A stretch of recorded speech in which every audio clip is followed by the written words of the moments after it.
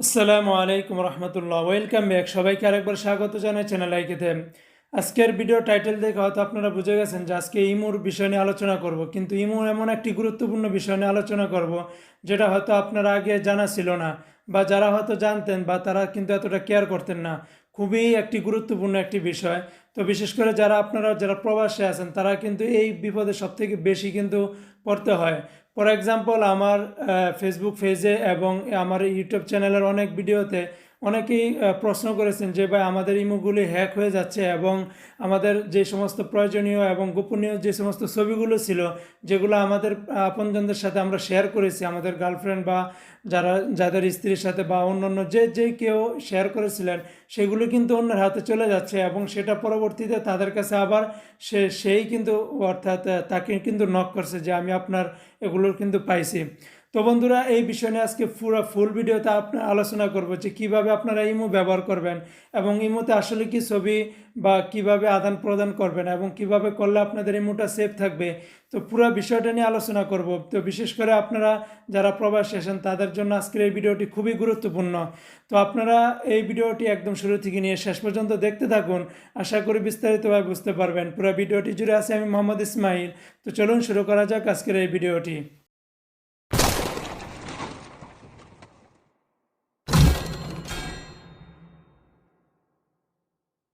ভিডিওটি শুরু করার আগে আপনার কাছে ছোট্ট একটি রিকোয়েস্ট, আপনি যদি আমার চ্যানেলে যদি নতুন হয়ে থাকেন তাহলে প্লিজ এই ভিডিওটির নিচে একটি লাল কালার যে সাবস্ক্রাইব বাটন আছে সেখানে আপনি ক্লিক করে দিন এবং পাশে থাকা বেল আইকনে ক্লিক করে দিন, যাতে করে আমার প্রত্যেকটা ভিডিওর আপনি নোটিফিকেশন পেয়ে যান। আর যদি আপনি আমার চ্যানেলে যদি অলরেডি সাবস্ক্রাইবার হয়ে থাকেন তাহলে আপনাকে অসংখ্য ধন্যবাদ। তো শুরুতেই আমি ইমুর যে সবথেকে বড় একটি সমস্যার বিষয় নিয়ে আলোচনা করব, তা হলো আমরা যখনই ইমো কোনো সাইন আপ করি তখন যে কোনো একটা নাম্বার দিয়ে কিন্তু সাইন আপ করি। তো বেশিরভাগ যারা প্রবাসে আছেন বা অনেকে বা দেশেও যারা আছেন তারা কিন্তু একটা নাম্বার ক্রয় করে থাকেন। একটা নাম্বার ক্রয় করার পরে আপনারা কি করেন, ওই নাম্বারটা দিয়ে ইমো আপনারা ইউজ করতে থাকেন। একটা সময় দেখা গেছে আপনারা ওই ইমোটা বা ওই ইমোর যে নাম্বার সেটা কিন্তু আপনারা 1 বছর 2 বছর কিন্তু চালিয়ে যান। তারপরে হঠাৎ করে দেখা যায় যে ওই নাম্বারটা আর কিন্তু আপনারা ইউজ করেন না।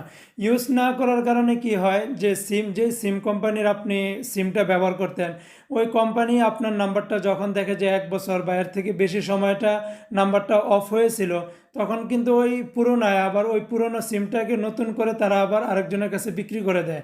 এই বিক্রি করে দেওয়ার ফলে তখন কি হয়, যখন ওই লোকটা এই সিম নাম্বারটা যখন নতুন করে সাইন আপ করে তার নিজের মোবাইলে, তখন কিন্তু আপনার ওই আগের ইমোর আইডিটা কিন্তু চলে আসে। একটু কথার দিকে একটু ভালো করে খেয়াল করবেন, কারণ আপনি আগে এই সিম নাম্বার দিয়ে অলরেডি ইমো আইডি ইউজ করেছিলেন, কিন্তু আপনি যে কোনো কারণে এই নাম্বারটা চালানো বন্ধ করে দিয়েছেন বিধায় সিম কোম্পানি আবার রিটার্ন এটাকে 6 মাস বা 1 বছর বা 1.5 বছর পরে এটাকে আবার অন্য আরেকজনের কাছে কিন্তু বিক্রি করে দিয়েছে।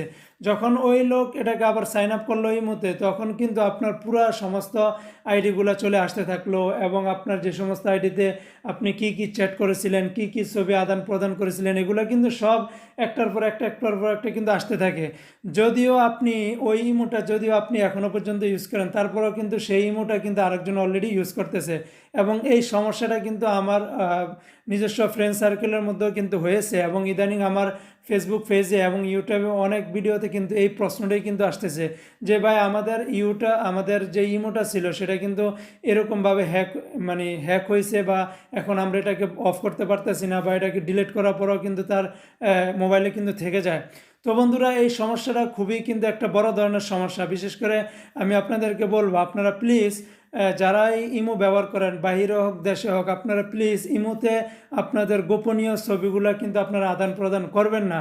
একটা সময় কিন্তু এটা কিন্তু খুবই বড় ধরনের কিন্তু সমস্যা হয়ে দাঁড়ায়। এখন বলবেন যে ভাই, আমরা তো ডিলিট করে দিচ্ছি, বাট ডিলিট করে দেওয়ার পরেও কিন্তু ডিলিট হয় না অনেক সময়, তাদের স্টোরেজে অটোমেটিকলি এটা কিন্তু সেভ হয়ে থাকে।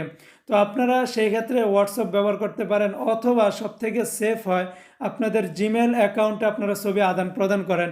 অর্থাৎ আপনি যার সাথে ছবি আদান প্রদান করতেছেন তাকে বলেন যে একটি জিমেল আইডি খুলতে, এবং আপনার এখন তো সবাই জিমেল আইডি ব্যবহার করেন, তো জিমেল আইডির মাধ্যমে আপনারা ছবি আদান প্রদান করেন, ভিডিও আদান প্রদান করেন, যে কোনো ডকুমেন্টস আপনারা জিমেল আইডির মাধ্যমে আপনারা আদান প্রদান করেন। এতে করে আপনার সমস্ত গোপনীয় প্রয়োজনীয় জিনিসগুলো আপনার কমসে কম সেফ থাকবে, কারণ আপনার জিমেল আইডি দ্বিতীয়বার আর অন্য কেউ লগইন বা অন্য কেউ জানবে না, পাসওয়ার্ড সব কিছু। তো বন্ধুরা, ইমোর আরও বিভিন্ন ধরনের সমস্যাগুলো আছে, যেমন ইমো আপনি একটি মোবাইল ইউজ করেন, কিন্তু আপনার এই নাম্বারে অন্য কেউ এরকম আরও 5-6টা মোবাইলও কিন্তু ইউজ করতে পারে, বাট আপনার ইমো কিন্তু কখনো ডিলিট হয় না। যেমনটা আমরা যখন হোয়াটসঅ্যাপ ব্যবহার করি একটা মোবাইলে, যখন আমরা সেকেন্ড আরেকটা মোবাইলে হোয়াটসঅ্যাপ লগ ইন করতে যাই, তখন কিন্তু আগের মোবাইলটাতে কিন্তু অটোমেটিক ওটাতে লগ আউট হয়ে, অর্থাৎ মানে হোয়াটসঅ্যাপ ওই নাম্বার আর ইউজ করতে কেউ পারে না। তো এরকম কিন্তু ইমোতে নাই। তো আপনারা বুঝতেই পারতেছেন যে ইমো এখন বর্তমানে কতটুকু মানে মানুষের জন্য সমস্যা হয়ে দাঁড়িয়েছে। তো সেক্ষেত্রে আপনারা ইমোতে কোনো কিছু যদি গোপনীয় কোনো কিছু যদি আপনারা শেয়ার করেন বা এদিক ওদিক দেন, এটা কিন্তু খুব বিবেচনা করে কিন্তু দিবেন, তা না হলে কিন্তু পরবর্তীতে আপনাদের সমস্ত প্রয়োজনীয় ছবিগুলো কিন্তু এরকমভাবে কিন্তু আপনি অন্য কারো মাঝে কিন্তু চলে যেতে পারে। আশা করি ভিডিওটি পুরোপুরিভাবে বুঝতে পেরেছেন। ভিডিওটি দ্বারা যদি আপনি বিন্দু পরিমাণ উপকৃত হয়ে থাকেন, তাহলে প্লিজ ভিডিওটিতে একটি লাইক এবং কমেন্ট করে আপনার মতামত জানান। আর এই ভিডিও সম্বন্ধে যদি কোনো ধরনের প্রশ্ন থাকে, তাহলেও কমেন্ট বক্সে আপনার প্রশ্ন করুন। ইনশাআল্লাহ আমি আপনার প্রত্যেকটা প্রশ্নের উত্তর দেওয়ার চেষ্টা করব। আপনি যেভাবে জেনেছেন ঠিক শেয়ার করে আপনার বন্ধুদেরকে ওইভাবে জানিয়ে দিন। তো বন্ধুরা, ইনশাআল্লাহ সবাই ভালো থাকুন, সুস্থ থাকুন। পরবর্তীতে কোনো ভিডিও নিয়ে হাজির হব। আল্লাহ হাফেজ।